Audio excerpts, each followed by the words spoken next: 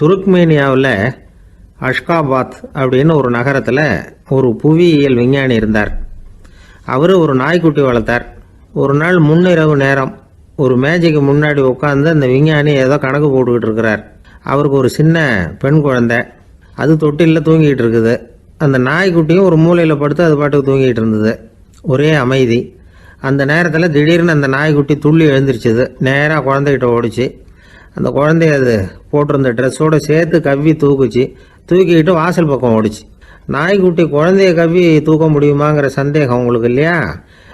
நீங்கள் நம்ம ஊர் நாய்க்குட்டியவே பார்த்து பழக்கப்பட்டிருக்கீங்க. அதனால் நம்புறதுக்கு சிரமமாக இருக்கும். அந்த ஊர்லெலாம் அது ரொம்ப ஸ்ட்ராங்காக இருக்கும். ஒரு ஏதோ கண்ணுக்குட்டி மாதிரி இருக்கும்.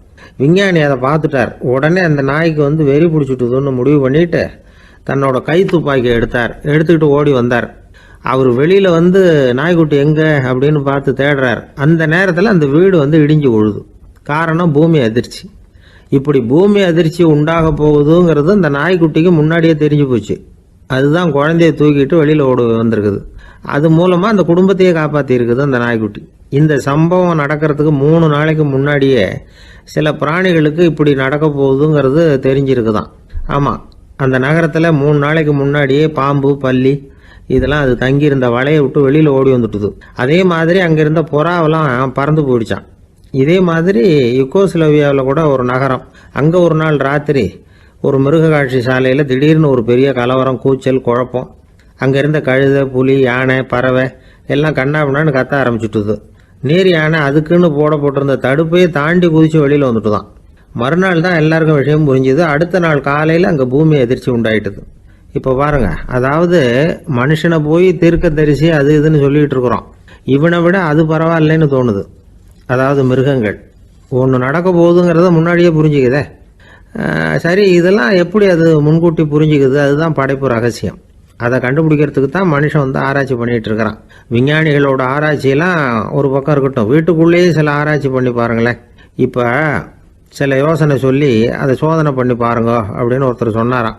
அதாவது இப்போ மழை வருமா வராதா அப்படின்னு தெரிஞ்சுக்கணுமா, உடனே ஒரு பூனைக்குட்டி பின்னாடியே மெதுவாக போய் அது என்ன செய்யுதுன்னு கவனித்து பார்க்கணும். பூனைக்குட்டி தன்னோட பாதத்தினால சுகத்தில் அப்படி கீறிக்கிட்டு இருக்கும். அப்படி கீறினா கண்டிப்பாக மழை வரும். சில சமயம் பூனைக்குட்டி அப்படி மல்லாந்து படுத்துக்கிட்டு பாதத்தை உயர தூக்கும், அப்படியும் புரளும். இப்படி செஞ்சதுன்னா அன்னைக்கும் மழை இருக்காது. அதனால் முன்னாடி இருந்தது மழை வர்றதுக்கு அறிகுறி, இது மழை இல்லைங்கிறதுக்கு அறிகுறி. பறவைகள், பிராணிகள் இதுகளோட நடவடிக்கைகளை பார்த்துட்டு அதையெல்லாம் அடிப்படையாக வச்சு தான் காலநிலையை கண்டுபிடிக்கிற கருவிகளை கண்டுபிடிச்சிருக்கிறாங்க. வாத்து இருக்குல்ல, சில சமயம் தன்னோட அழகை தன்னோட இறகுகளில் அப்படியே புதைச்சிக்கும். அப்படி செஞ்சால் குளிர்காலம் வரப்போகுதுன்னு அர்த்தம். பருவநிலை குளிராக மாறப்போகுதுங்கிறதுக்கு இதுதான் அறிகுறி. சிட்டுக்குருவி இருக்குதுல்ல, அதெல்லாம் புழுதியில் உழுந்து புரளும். சிறகுகளை படபடன்னு அடிச்சுக்கும். அப்படி செஞ்சால் மழை வரப்போகுதுன்னு அர்த்தம். ஒன்று மட்டும் நாம் நல்லா தெரிஞ்சுக்கணும். இயற்கையின் சீற்றம்னு சொல்கிறோம் இல்லையா, இயற்கை ஏன் நம்ம மேலே கோவப்படுது? இயற்கையை நாம் அனுசரித்து போகிறதில்ல, அதனால் கோவப்படுது. காடுகளை அழிக்கப்படாது, விலங்குகளை கொல்லப்படாது, இயற்கை ஏற்படுத்தி வச்சிருக்கிற சமநிலையை கெடுக்கப்படாது. அதை புரிஞ்சுக்கிட்டு வாழ்ந்தோம்னா பூமியும் நடுங்காது, நாமளும் நடுங்க வேண்டிய அவசியம் இருக்காது. ஒருத்தர் இருந்தார், சாராய கடைக்கு போனாராம். நிறைய சாப்பிட்டார். அப்புறம் சொன்னார், இது ரொம்ப அற்புதமான சரக்கு போல் இருக்குது. உள்ளே போன உடனே இந்த பூமியே நடுங்கிறது மாதிரி இருக்குது எனக்கு அப்படின்னாராம். இதுக்கு கடைக்காரர் சொல்லியிருக்கார், நீங்கள் சாப்பிட்டது வெறும் பச்சை தண்ணி தாங்க, இப்போ ஏற்பட்டிருக்கிறது நிஜம் பூமி அதிர்ச்சி அப்படின்னாராம். ஒரு ஊரில் ஒரு ராஜா இருந்தார். அந்த ராஜாவுக்கு ஒரு மந்திரி. ராஜா ரொம்ப நியாயமானவர், நேர்மையானவர், கண்டிப்பானவர். தப்பு செய்கிறது யாராக இருந்தாலும் தண்டனை கொடுப்பார். வேண்டியவங்களுக்கு ஒரு நியாயம், வேண்டாதவங்களுக்கு ஒரு நியாயங்கிறதெல்லாம் அவர்கிட்ட கிடையாது. ஒரு சமயம் அரசவையில் அந்த அமைச்சரே விதிமுறைகளுக்கு புறம்பா ஏதோ நடந்துகிட்டு இருக்கார். மன்னருக்கு கோபம் வந்துட்டுது. உடனே அந்த அமைச்சரை கிட்டத்தில் கூப்பிட்டு அவர் கன்னத்தில் ஓங்கி ஒரு அறை கொடுத்துட்டாராம். உடனே அந்த அமைச்சர் என்ன பண்ணார் தெரியுமா? நேராக போனார். அங்கே நின்றுக்கிட்டு இருந்த இன்னொருத்தர் கன்னத்தில் ஓங்கி அரைஞ்சார். அறை வாங்கினவர் திகைச்சு போயிட்டார். இவர் ஏன் நம்மளை அரைகிறார் அப்படின்னு யோசனை பண்ணார். மன்னரும் திகைச்சு போயிட்டார். நாம இவரை அரைஞ்சா அதுக்காக இவர் போய் இன்னொருத்தரை அரையணுமா அப்படின்னு யோசனை பண்ணார். இவருக்கு என்ன பைத்தியமானு கூட நினைக்க ஆரம்பிச்சுட்டார். ஆனால் என்ன ஆச்சுன்னா, அப்புறம் அமைச்சர் அவர் கவனிச்சுக்கிட்டு இருந்தாரா, அவர் இன்னொருத்தர் அரைஞ்சார் இல்லையா, அந்த அறை வாங்கின ஆசாமியை பார்த்து கத்திக்கிட்டு இருந்தார். யார்? அமைச்சர். ஏன்பா என்கிட்ட அறையை வாங்கிட்டு இப்படி விவரம் இல்லாமல் நின்றுட்டு இருக்கிறிய, நான் உனக்கு கொடுத்ததை நீ வேற யாருக்கிட்டையாவது கொடுத்துரு அப்படின்னார். உடனே அந்த ஆள் பார்த்தான். தனக்கு அடுத்தபடியாக நின்றுக்கிட்டு இருந்தவனை ஓங்கி ஒரு அறை அரைஞ்சான். அவன் கண்ணத்தை தடவிட்டே யோசனை பண்ணான். இது ஏதோ புரிஞ்சுக்கிட்ட மாதிரி அடுத்தாப்புல நின்றுக்கிட்டு இருந்தவனை அரைஞ்சான். இப்படி இந்த அறை மாறி மாறி போய்கிட்டே இருக்குது. ஊரு பூரா பிரயாணம் பண்ண ஆரம்பிச்சுட்டுது. அன்னைக்கு ராத்திரி அந்த ராஜா படுக்கிறதுக்காக போனார். அந்த நேரம் பார்த்து அவர் கன்னத்தில் பலார்னு ஒரு அறை விழுந்தது. நம்மளே அறையிறது யாரு அப்படின்னு அதிர்ச்சியோட மன்னர் திரும்பி பார்க்குறாரு. அரைஞ்சது அவரோட மனைவி. என்னாச்சு உனக்குன்னு கத்துனார் ராஜா. உங்களுக்கு தெரியாதா, ஊர் பூரா ஒருத்தர் மாற்றி ஒருத்தர் மூலமாக இந்த அறை பிரயாணம் பண்ணிட்டு வருது அப்படின்னாங்க அந்த அம்மா. அப்படின்னா ஆரம்பித்த இடத்துக்கே வந்துட்டுதா அப்படின்னாராம் மன்னர். என்ன சொல்கிறீங்கன்னு கேட்டிருக்காங்க. இவர் விவரத்தை சொன்னாராம். அப்படின்னா நீங்கள் ஆரம்பித்து வச்ச இந்த விளையாட்டை நான் முடிச்சு வச்சுட்டேன் அப்படின்னாங்களாம் அந்த அம்மா. மறுநாள் காலை மறுபடியும் அரசவை கூடிச்சு அந்த அமைச்சர் மன்னரை பார்த்து கேட்டார். என்ன மகாராஜா, என்கிட்ட கொடுத்ததை திருப்பி வாங்கிட்டீங்களா அப்படின்னாராம். இப்படி நடக்கும்னு நான் எதிர்பார்க்கவே இல்லைன்னார் மன்னர். ஆனால் நான் எதிர்பார்த்தேன். அது எங்கே போயிட போகுது, ஊர் பூரா சுற்றி கடைசியில் உங்ககிட்ட தான் சேரும் அப்படிங்கிறது எனக்கு தெரியும் அப்படின்னார் அமைச்சர். இந்த கதை வேடிக்கையாக இருந்தால் கூட இதில் உள்ள கருத்து முக்கியமானது. இந்த உலகத்தில் பல கருத்துக்கள் இப்படி தான் மாறி மாறி சுற்றி வந்துக்கிட்டே இருக்குது. நம்மளும் ஒருத்தன் தன்னுடைய நண்பன் ஒருத்தனை கடத்தரில் பார்த்தான். உடனே ஓடி போய் பலார்னு ஒரு அறை கொடுத்தானா. அவன் கண்ணத்தை தடவிட்டு ஏன்டா என்ன அரைஞ்சேன்னு கேட்டிருக்கான். நீ ஏன்டா என்ன முட்டாள்னு என் மனைவிட்ட போய் சொன்னேன் அப்படின்ட்டுருக்கான் அவன். உன்னை ஒரு முட்டாள்னு சொன்னதுக்காகவா நீ என்ன அரைஞ்ச அப்படின்னு கேட்டிருக்கான் இவன். டேய், நான் அதுக்காக அறையலப்பா, அது ஒரு பெரிய ரகசியம். நான் முட்டாளுங்கிறது அந்த ரகசியத்தை நீ ஏன் எங்கள் வீட்டில் போய் சொன்னேன், அதுக்காக தான் அரைஞ்சேன் அப்படின்னு நானும் அவன். பக்தின்னு சொல்கிறோம் இல்லையா, அது 3 வகைப்படும் அப்படிங்கிறார் ஒரு பெரியவர். அது என்ன 3 வகைன்னா, தெய்வ பக்தி, அடியார்கள் பக்தி, குரு பக்தி. அடியார் பக்தியை விட தெய்வ பக்தியை விட குரு பக்தி தான் ரொம்பவும் சிறந்ததுங்கிறார் அவர். தெய்வத்துக்கிட்ட செஞ்ச பாவம் குருநாதர்கிட்ட தீர்ந்துருமா, குருநாதர்கிட்ட செஞ்ச பாவம் தெய்வத்துக்கிட்ட போனாலும் தீராதான். இப்படி பெரியவங்களாம் சொல்லி வச்சிருக்கிறாங்க. ஒரு காடு, அங்கே அயோத தௌமியர் அப்படின்னு ஒரு தபோதனர். அவர் பல மாணவர்களை ஒன்றா சேர்த்து ஒரு குருகுலம் நடத்திக்கிட்டு இருக்கிறார். பல தரப்பட்டவங்க பல திறப்பட்டவங்க மாணவர்கள் அதில் சேர்ந்து படிச்சுக்கிட்டு இருக்கிறாங்க. பாஞ்சால ராஜகுமாரன் ஒருத்தனும் அந்த குருகுலத்தில் சேர்ந்து படிச்சுக்கிட்டு இருக்கிறான். அவன் பேர் ஆருணி. பெரிய இடத்து புள்ள, இருந்தாலும் படுப்பில் ரொம்ப கெட்டிக்காரனாக இருந்தான். அவன் தான் அங்கே முதல் மாணவன். ஒரு நாள் குருநாதர் அந்த அரசகுமாரனை கூப்பிட்டார். நம்ம குருகுலத்துக்கு சொந்தமான வயலில் தண்ணீர் பெருகி வெள்ளம் பயிரை அழிக்குதான், அதனால் நீ போய் மடையை அடைச்சிட்டு வந்துடும் அப்படின்னார். அந்த அரசகுமாரன் உடனே புறப்பட்டான். குருநாதர் சொல்லிட்டார்ல, உடனே புறப்பட்டான். நான் பெரிய இடத்து பிள்ளையாச்சே, ராஜகுமாரனாச்சே, ரொம்ப செல்வாக்கூட வளர்ந்தவனாச்சே, நான் போய் வயலில் இறங்கி வேலை செய்கிறதா அப்படின்னுலாம் அவன் நினைக்கல. குருநாதர் கட்டளையை நிறைவேற்ற வேண்டியது நம்ம கடமை அப்படின்னு நினச்சான். உடனே ஒரு மண்வெட்டியை தூக்கி தோளில் வச்சுக்கிட்டு புறப்பட்டு போயிட்டான். வயலுக்கு போனான். பார்த்தான், தண்ணி கரையை உடச்சிக்கிட்டு வயலுக்குள்ளே ஏகமாக பாஞ்சிக்கிட்டு இருக்குது. இவன் மண்வெட்டியால் களிமண்ணை புல்லோடு சேர்த்து புல் பத்த மாதிரி வெட்டி வெட்டி போட்டான். இருந்தாலும் மடையை அடைக்க முடியல. தண்ணி அதை மீறி வந்துக்கிட்டே இருக்குது. தண்ணி வேகமாக வயலுக்குள்ளே போய்கிட்டே இருக்குது. போடுற பத்தையெல்லாம் கரைஞ்சி கரைஞ்சி போயிட்டுருக்கு. இருந்தாலும் இவன் தன்னுடைய முயற்சியை கைவிடலை. வெட்டி வெட்டி போட்டுக்கிட்டே இருக்கிறான். காலையில் அங்கே போனவன் சாயந்தரம் வரைக்கும் இப்படி செஞ்சுக்கிட்டு இருக்கிறான். உடம்பும் மனசும் ரொம்பவும் சோர்ந்து போச்சு. இருந்தாலும் குருநாதர் இட்ட கட்டளையை நிறைவேற்றாமல் இருக்கிறோமேங்கிற ஒரு குறை அவனுக்கு இருக்குது. குரு கட்டளையை நிறைவேற்றாத நான் இன்னமும் இருக்கணுமா அப்படின்னு யோசனை பண்ண ஆரம்பிச்சிட்டான். என்ன செய்யலாம்னு பார்த்தான். நம்ம குருநாதர் இட்ட பணிக்காக இந்த உடம்பையே தியாகம் பண்ணலாம் அப்படின்னு முடிவு பண்ணான். தண்ணி பாயுதில் அதுக்கு குறுக்க விழுந்து அப்படியே மடையை அடைச்சிக்கிட்டு அப்படியே படுத்துட்டான். இது மற்றவங்களுக்கு தெரியாது. அன்னைக்கு ராத்திரி ஒரு விளக்கு முன்னாடி உட்காந்து குருநாதர் பிள்ளைங்களுக்கு பாடம் சொல்லி கொடுத்துக்கிட்டு இருக்கிறார். முதல் வரிசையில் இருக்கக்கூடிய ராஜகுமாரனை காணலை. நம்ம ஆருணி எங்கே போனா அப்படின்னு சொல்லி மற்ற மாணவர்களை விசாரித்தார்.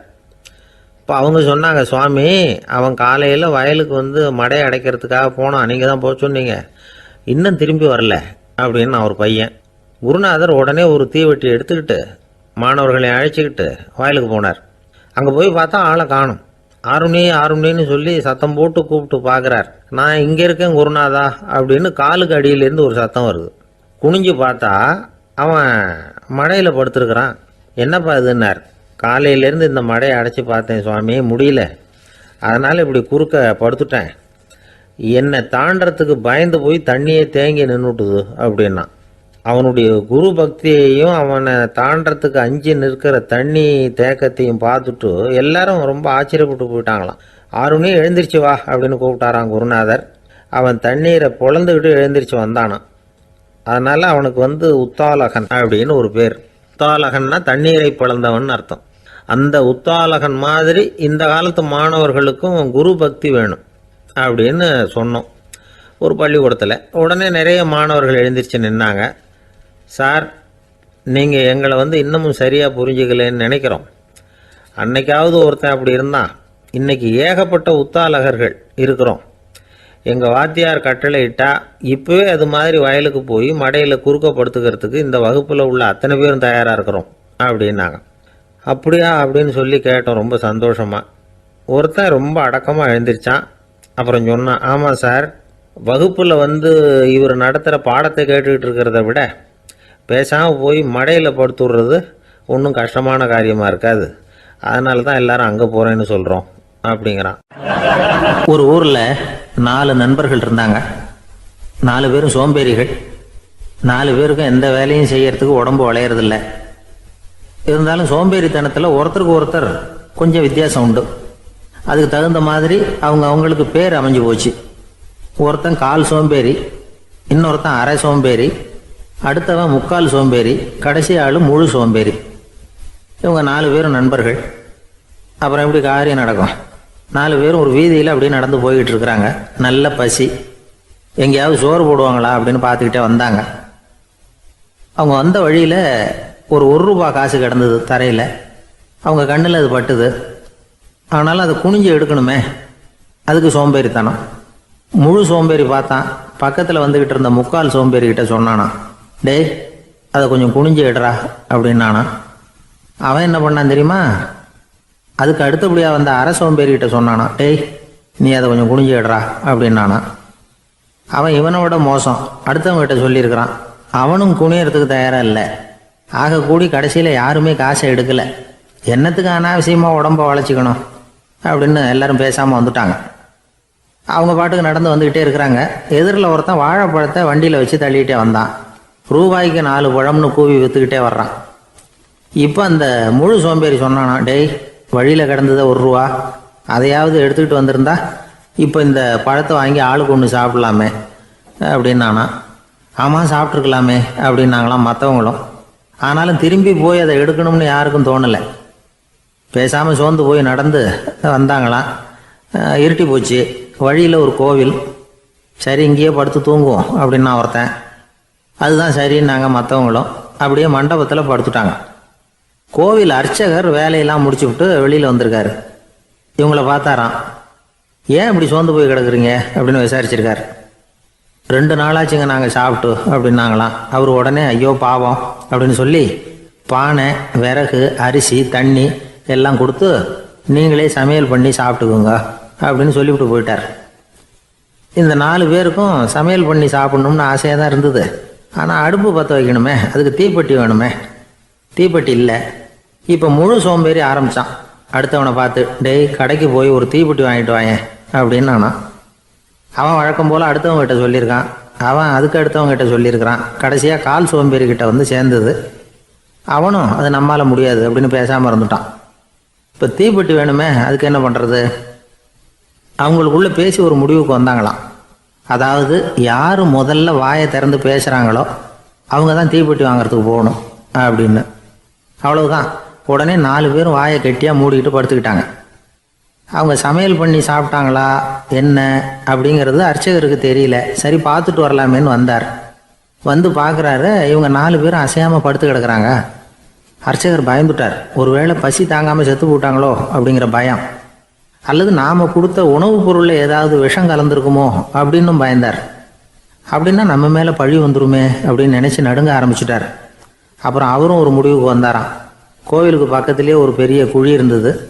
அதில் ஒவ்வொருத்தரையா இழுத்துக்கிட்டு போய் போட்டார். கொஞ்சம் மண்ணை தள்ளினார், காலால் மிதிச்சார். அவர் மிதித்த மிதி ஒருத்தன் அடி வயத்தில் போட்டுவிட்டுது. அவன் உடனே வலி தாங்காமல் ஐயோ அம்மான்னு அலறினான். உடனே நடந்தது என்ன தெரியுமா? மற்ற 3 பேரும் துள்ளி எழுந்திரிச்சாங்களாம். அவனை பார்த்து நீ தாண்டா தீப்பெட்டி வாங்க போகணும், நீ தாண்டா வாங்க போகணும், நீ தான் சத்தம் போட்ட அப்படின்னு சொல்லி ஆரம்பிச்சிட்டாங்களாம். அர்ச்சகர் பார்த்தார், இது பேய் மாதிரி தெரியுதுன்னு நினச்சிக்கிட்டு ஒரே ஓட்டமாக ஓடி போட்டாரான். கிராமப்புறங்களில் இப்படி ஒரு கதையை சொல்கிறது உண்டு. சோம்பல்ங்கிறது நம்ம முன்னேற்றத்துக்கு பெரிய தடை அப்படிங்கிறத நாம் புரிஞ்சுக்கணும். அதுதான் இந்த கதை சொல்கிற நீதி. ஒரு பள்ளிக்கூடத்தில் ஒரு புதுமையான போட்டி நடந்துதான். அதாவது சோம்பேறித்தனத்துக்கு பரிசு. அதில் 2வது பரிசு யாருக்குன்னு அறிவித்தாங்க. ஒரு பையன் எழுந்திரிச்சு மெதுவாக நடந்து போய் பரிசை வாங்கிட்டான். அடுத்தது முதல் பரிசு யாருக்கு அப்படின்னு அறிவிச்சாங்களாம். அவன் கடைசி வரிசையிலேருந்து கத்தனானா, ஐயா அதையும் அந்த பையன் மூலமாகவே கொடுத்து அனுப்பி வச்சுருங்க, இங்கே வந்தது நான் வாங்கிக்கிறேன் அப்படின்னானா. ஒரு ஊரில் ஒரு ராஜா இருந்தார். அவர் ஒரு நாள் காலையில் அரண்மனையில் மேல் மாடத்தில் வந்து நின்றுக்கிட்டு இருந்தார். அப்போ ஒரு ஆள் வீதியில் ரொம்ப வேகமாக ஓடிக்கிட்டு இருக்கான். அதை ராஜா கவனிச்சார். அவன் மனசில் ஏதோ ஒரு தவிப்பு இருக்குங்கிறத புரிஞ்சுக்கிட்டார். உடனே அரண்மனை சேவகர்களை கூப்பிட்டார். அந்த ஆளை இங்கே அழைச்சிட்டு வாங்க அப்படின்னார். இவங்க ஓடி போய் அந்த ஆளை அழைச்சிட்டு வந்தாங்க. மன்னர் முன்னாடி நிறுத்தினாங்க. மன்னர் அவனை நிமிர்ந்து பார்த்தார். எதுக்காக இவ்வளோ வேகமாக ஓடிக்கிட்டு இருக்கிற அப்படின்னு கேட்டார். இதுக்கு அவன் சொன்னான், மன்னா, நம்ம கோட்டையின் வடக்கு வாசல் இருக்கு இல்லையா, அது ஓரமாக ஒரு பெரிய பாறாங்கல் கிடக்கு. அதுக்கு அடியில் நான் ஒரே ஒரு வெள்ளி நாணயத்தை புதைச்சி வச்சிருக்கேன். அது இப்போ எனக்கு தேவைப்படுது. என்னுடைய மனைவிக்கு ஒரு பரிசு வாங்கி கொடுக்க வேண்டியிருக்கு. அதுக்காக தான் அவசரமாக ஓடிக்கிட்டு இருக்கிறேன் அப்படின்னா. மன்னர் யோசனை பண்ணார். அப்புறம் சொன்னார், அதுக்காகவா இப்படி ஓடுற? பரவாயில்ல, அதை பற்றி கவலைப்படாத. நான் உனக்கு 10 வெள்ளி காசுகள் தர்றேன், வாங்கிட்டு திரும்பி போ அப்படின்னார். இவன் தலையை சொரிஞ்சான். மன்னா, நீங்கள் கொடுக்கறத ரொம்பவும் மகிழ்ச்சியோடு வாங்கிக்கிறேன். இருந்தாலும் அதுக்கப்புறம் அந்த வடக்கு வாசலுக்கு போய் அங்கே இருக்கிற ஒரு நாணயத்தையும் எடுத்துக்கிட்டு போயிடுறேனே அப்படின்னானா. இதை பாருப்பா, அந்த ஒரு நாணயத்தை மறந்துடு, உனக்கு 100 வெள்ளி நாணயங்கள் தரேன்னு இருக்கார். மன்னா, ரொம்ப மகிழ்ச்சி. உங்கள் மாதிரி தாராள குணம் வேற யாருக்கும் வராது. நீங்கள் கொடுக்குற 100 நாணயங்களையும் வாங்கிக்கிறேன். இருந்தாலும் வடக்கு வாசலுக்கு போய் அதையும் எடுத்துக்கிட்டா 101 ஆயிடுமே அப்படின்னானா.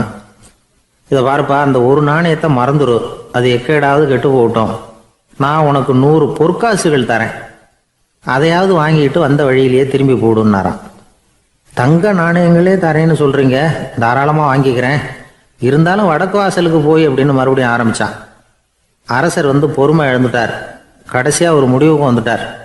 இதை பாருப்பா, உனக்கு என்னுடைய ராஜ்யத்திலேயே பாதியை கொடுத்துட்றேன், அப்படியாவது திருப்தியாக திரும்பி போ அப்படின்னாரான். மன்னா, உங்களுடைய பெருந்தன்மைக்கு ஈடு இணையே கிடையாது. தேசத்திலேயே பாதி பிரித்து கொடுக்குறேன்னு சொல்கிறீங்க, அதனால் உங்ககிட்ட ஒரு சின்ன வேண்டுகோள் அப்படின்னானா. சொல்லுன்னாராம் மன்னர் ஆர்வமாக. இவன் மெதுவாக ஆரம்பித்தான். அப்படி இந்த ராஜ்யத்தை 2ஆக பிரிக்கிறப்போ அந்த வடக்கு வாசல் இருக்கிற பக்கத்தை என்கிட்டயே கொடுத்துருங்கோ அப்படின்னானா. மன்னர் அசந்து போயிட்டார். இந்த கதை எதுக்காகன்னு கேட்டால், மனம்ங்கிறது ஒரு குரங்குங்கிறத புரிஞ்சுக்கிறதுக்காகத்தான். உன்னை பிடிச்சிக்கிட்டா லேசில் விடாது. அப்படிப்பட்ட மனசை அறிவு தான் வழி நடத்தணும். அதில் தான் வாழ்க்கையின் வெற்றி அடங்கி இருக்குது. ஒரு சின்ன பையன் தெருவில் அழுதுகிட்டு இருந்தான். ஏன்பா அழுவுறேன்னு ஒரு பெரியவர் கேட்டார். 1 ரூபா காசை இங்கே தொலைச்சுட்டேன் அப்படின்னா. சரி, அதுக்காக அழாத, அதுக்கு பதிலாக 10 ரூபா தரேன், இந்தா வச்சுக்கோன்னு கொடுத்தாரு. அந்த 10 ரூபாயை வாங்கி சட்டப்பையில் போட்டுக்கிட்டு அதை விட அதிகமாக சத்தம் போட்டு அழ ஆரம்பிச்சுட்டான். மறுபடியும் ஏன்டா அழறேன்னு கேட்டார் பெரியவர். அந்த 1 ரூபாயும் கிடைச்சிட்டுதுன்னா இப்போ என்கிட்ட 11 ரூபா இருக்குமே, இப்போ 10 ரூபா தானே இருக்குது அப்படின்னு சொல்லிவிட்டு அழறான்.